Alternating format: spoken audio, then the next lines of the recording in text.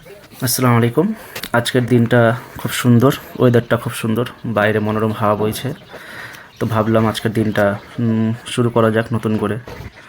পশ্চিমবঙ্গে নতুন সরকার গঠন হয়েছে, তারপর থেকে পড়াশোনার প্রতি সবার মনোযোগ বেড়েছে। ভাবলাম আমিও শুরু করি।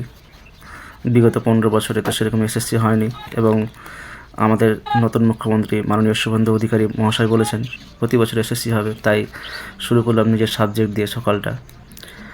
তো সাবজেক্ট দিয়ে শুরু করে এটা একটা ভালো জিনিস যে যেহেতু স্কুলে পড়াই, নিজের সাবজেক্টটাকেও যদি প্রতিনিয়ত কালচারে রাখি, যেটা আমি অবশ্য করে থাকি আমার স্টুডেন্টদের ডাউট ক্লিয়ার যাতে আমার দ্বারা যত সম্ভব হয় সেটার জন্য।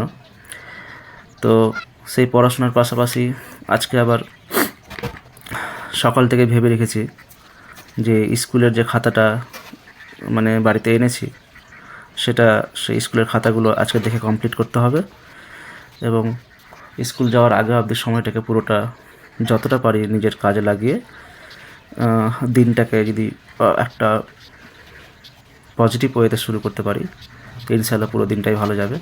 সেই আশা নিয়ে ভাবলাম যে একটু ছোটো ব্লগ তৈরি করি। অনেক দিন থেকে কোনো রিলস আপলোড করিনি আমি। তো বেশ ভালো লাগছে আজকে, বাইরে কত সুন্দর হাওয়া বইছে,